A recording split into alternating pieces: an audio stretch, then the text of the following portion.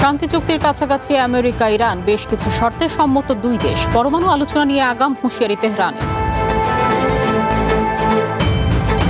ইউক্রেনের হামলায় ক্ষয়ক্ষতি স্বীকার করলেন প্রেসিডেন্ট পুতিন। অগ্রগতি ধরে রাখতে সেনাদের বেতন বাড়ানোর ঘোষণা জেলেনস্কি।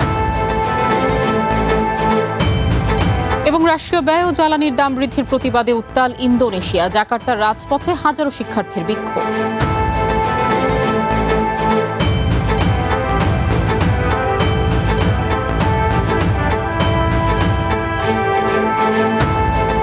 স্বাগত আন্তর্জাতিক বুলেটিনে। আমি কাজী আয়েশা। শুনছিলেন শিরোনাম, এবার বিস্তারিত।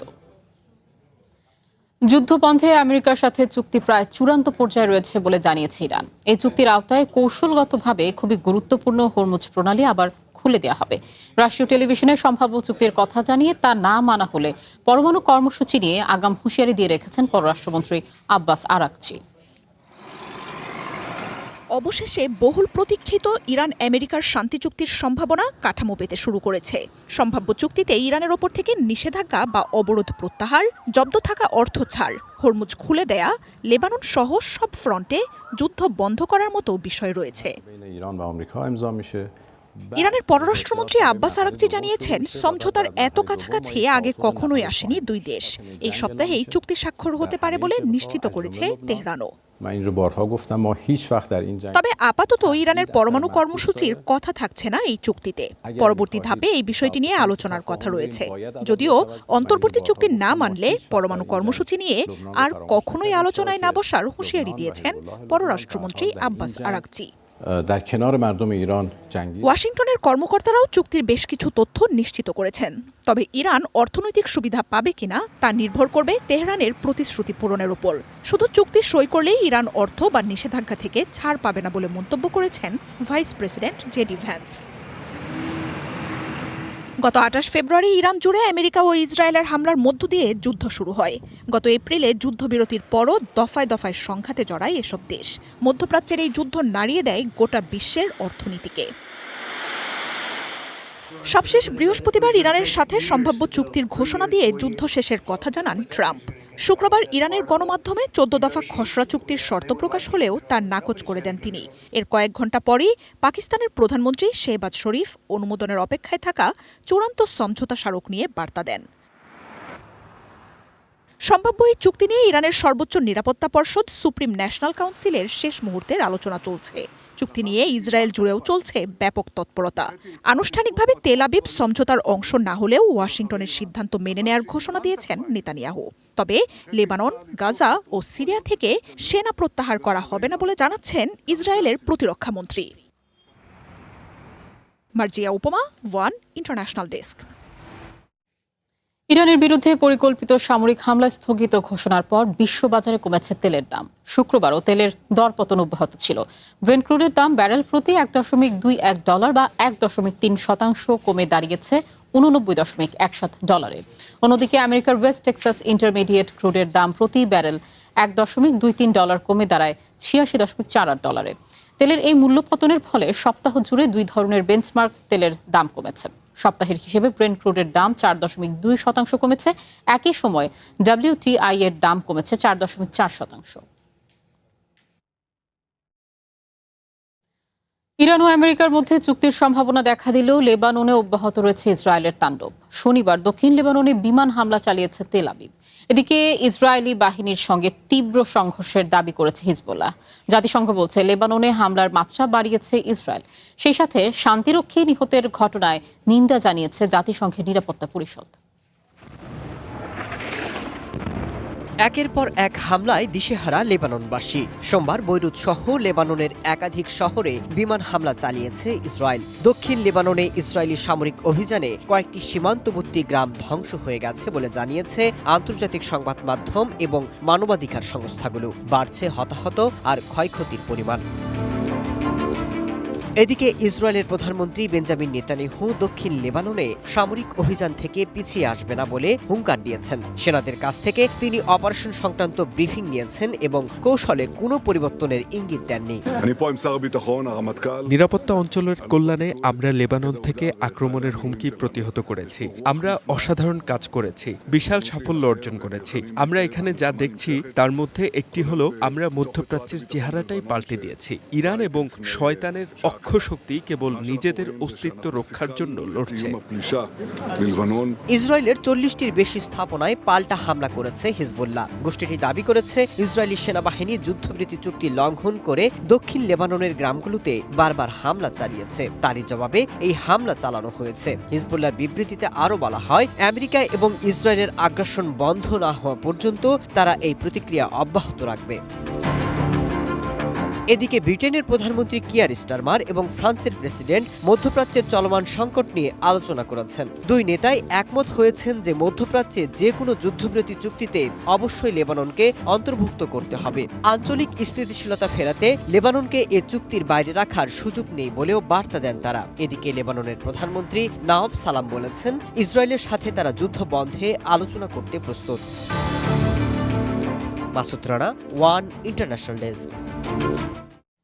ইরানের কোটি কোটি ডলার সম্পদ ছাড়ের সিদ্ধান্ত নিয়েছে ইউনাইটেড আরব আমিরাত। আর কখনোই হামলা করবে না এই শর্তে তেহরানকে $10 বিলিয়ন দিচ্ছে দেশটি। এরই মধ্যে $3 বিলিয়ন ইরানের হাতে তুলে দেওয়া হয়েছে বলে জানিয়েছে রয়টার্স। যদিও এসব তথ্য নাকচ করে দিয়েছে আবুধাবি।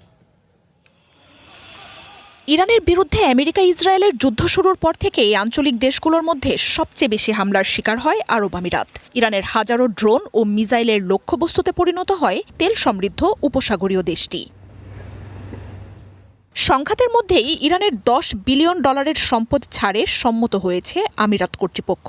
রয়টার্সকে সংশ্লিষ্ট অন্তত 4টি সূত্র এই তথ্য নিশ্চিত করেছে বলে জানিয়েছে বার্তা সংস্থাটি। তেহরানের সাথে ওয়াশিংটনের চূড়ান্ত চুক্তির সম্ভাবনার মধ্যেই এই তথ্য সামনে এসেছে। একাধিক সূত্র জানিয়েছে, আমিরাত ইরানের সম্মত হওয়া এই অর্থ ছাড়ের পরিমাণ $20 বিলিয়ন। আমিরাত এরই মধ্যে $3 বিলিয়ন ইরানের হাতে তুলে দিয়েছে বলে উঠে এসেছে রয়টার্সের প্রতিবেদনে। তেল সমৃদ্ধ দেশটিতে হামলা না চালানোর শর্তে আবুধাবি এই অর্থ দিচ্ছে বলে দাবি করা হচ্ছে। তবে আমিরাতের পররাষ্ট্র মন্ত্রণালয়ের পক্ষ থেকে এক বিবৃতিতে এই তথ্য নাকচ করা হয়েছে। ইরানের জব্দ থাকা কোনো সম্পদ ছাড়া হয়নি। এ ধরনের খবরকে ভিত্তিহীন ও গুজব বলে জানিয়েছে দেশটি। এর আগে রয়টার্সকে আবুধাবি জানায়, আঞ্চলিক উত্তেজনা প্রশমনে কাজ করছে তারা। আমিরাতের অর্থ ছাড়ের তথ্য নিয়ে কোনো প্রতিক্রিয়া দেয়নি হোয়াইট হাউস বা তেহরান। আমিরাতে সবশেষ গত মে মাসের 4 তারিখে সরাসরি হামলা চালিয়েছিল ইরান। এদিকে ইরানের হামলায় সেফ হেভেন হিসেবে বছর বছর ধরে গড়ে তোলা দুবাইয়ের বাণিজ্যিক ও অর্থনৈতিক ইমেজ সংকটে পড়ে। আঞ্চলিক হুমকি ও ঝুঁকি বিবেচনায় দেশটিতে পর্যটন ও বিনিয়োগ কমে আসে বলে জানায় গণমাধ্যমগুলো। হামলার কারণে খালি হয়ে যায় বিলাসবহুল হোটেলগুলো। অর্থ ছাড়ের বিনিময়ে হামলা বন্ধ ছাড়াও ইরানের সাথে দ্বিপাক্ষিক সম্পর্কে উন্নতি, গোয়েন্দা তথ্য আদান প্রদান ও অর্থনৈতিক সহায়তার কথাও রয়েছে আমিরাতের চুক্তিতে। গত সপ্তাহে রেভলিউশনারি গার্ড ও আমিরাত কর্তৃপক্ষ পাল্টাপাল্টি 2 দেশ সফরে গেছে বলে তথ্য উঠে আসছে। মার্জিয়া উপমা, ওয়ান ইন্টারন্যাশনাল ডেস্ক। আন্তর্জাতিক বুলেটিনে নিচ্ছে একটা বিরতি, সাথেই থাকুন। একটি দেশের ভবিষ্যৎ গড়ে ওঠে তার ভিত্তি থেকে। তাই বিশ্বখ্যাত জার্মান VRM প্রযুক্তিতে কনফিডেন্স সিমেন্ট নির্মাণ করেছে নতুন প্ল্যান্ট। ইন্দোনেশিয়া থেকে আমদানিকৃত A গ্রেড ক্লিংকারের সমন্বয়ে উৎপাদিত কনফিডেন্স সিমেন্ট কোয়ালিটি অ্যাসিওরেন্স ল্যাবে পরীক্ষিত প্রতিটি কণায় নিশ্চিত করা হয় সর্বোচ্চ মান। আর এই A গ্রেড ক্লিংকারের কনফিডেন্স সিমেন্ট পৌঁছে যাবে বাংলাদেশের প্রতিটি শহর ও গ্রামে, প্রতিটি প্রান্তে, বাংলাদেশের হৃদয় জুড়ে।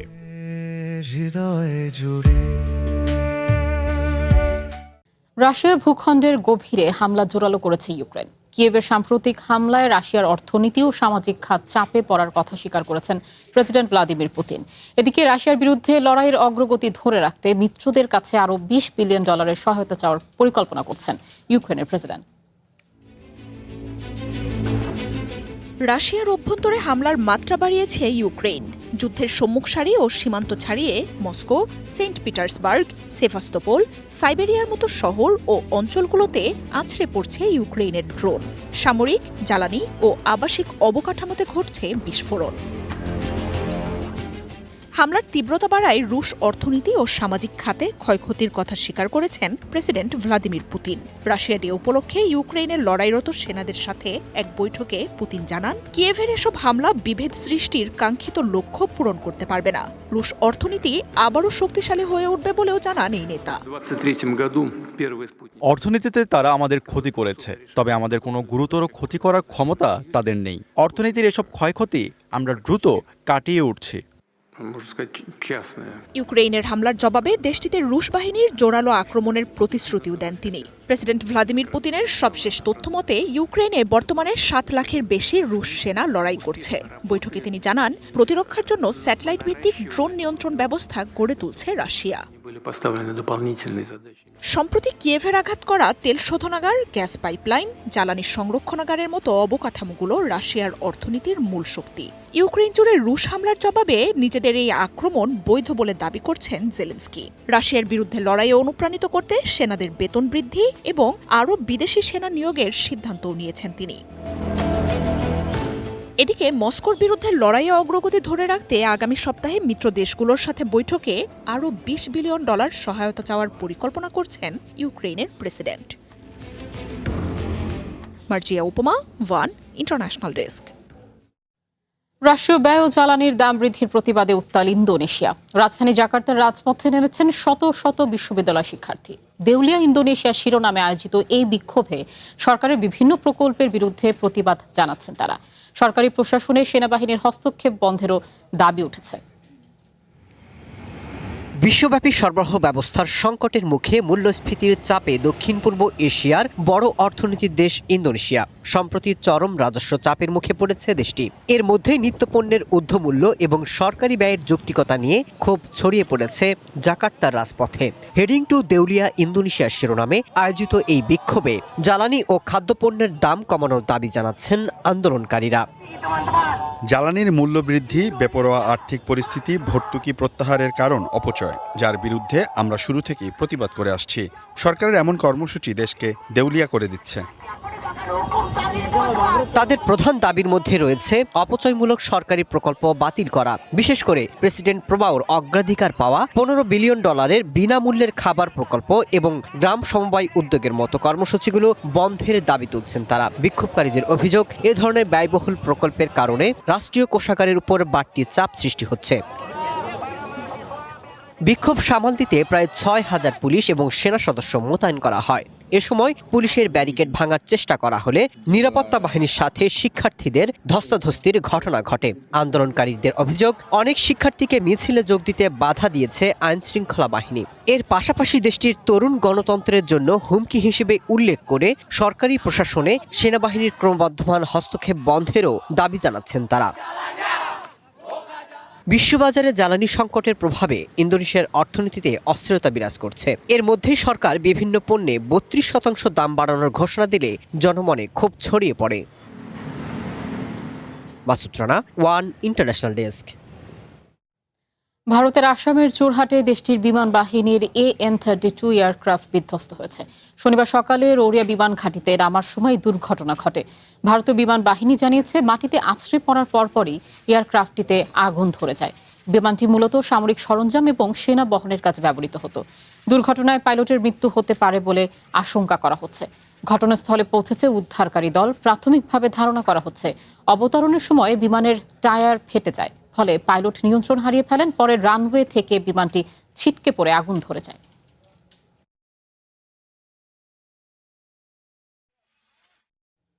পাকিস্তানে 2026-27 অর্থ বছরের বাজেট প্রস্তাব করেছে শাহবাজ শরীফ সরকার, যেখানে প্রতিরক্ষা ব্যয় বাড়িয়ে কমানো হচ্ছে উন্নয়ন ব্যয়।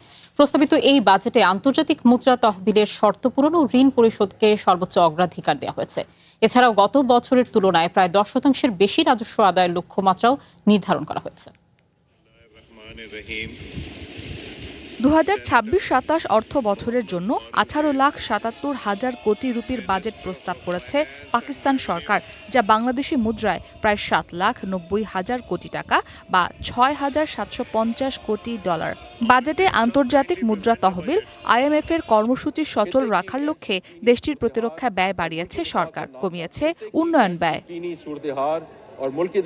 শুক্রবার পাকিস্তানের অর্থমন্ত্রী মোহাম্মদ আওরঙ্গজেব পার্লামেন্টকে জানান, আগামী জুলাই থেকে শুরু হতে যাওয়া নতুন অর্থ বছরে প্রতিরক্ষা খাতে ৩ লাখ কোটি রুপি বরাদ্দ দেওয়া হবে, যা বিদায়ী অর্থ বছরের তুলনায় 18% বেশি। অন্যদিকে ফেডারেল উন্নয়ন ব্যয় নির্ধারণ করা হয়েছে 1 লাখ কোটি রুপি।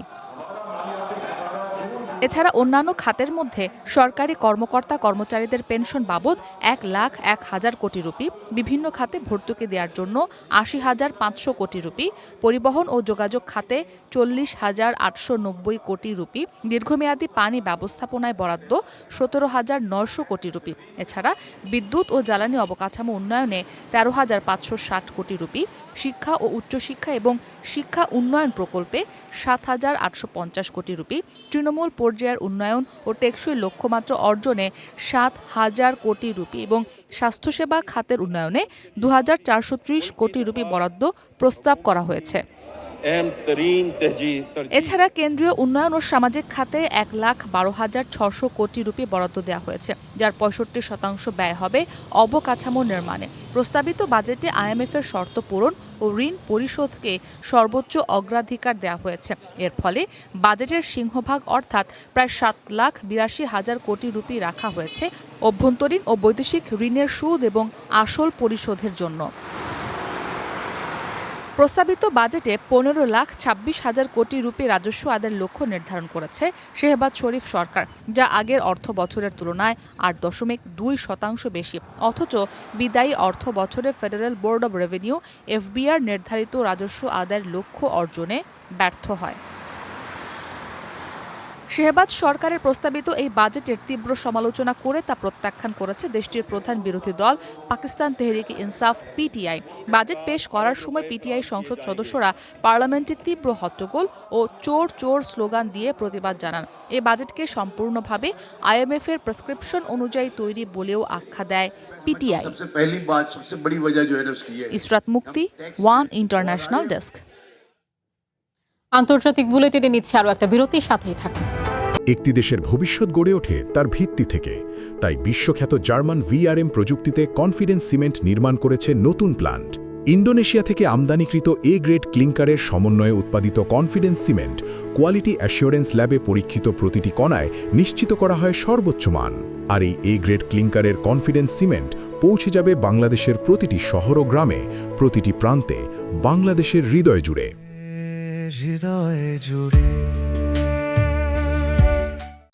আবারও স্বাগত আন্তর্জাতিক বুলেটিনে।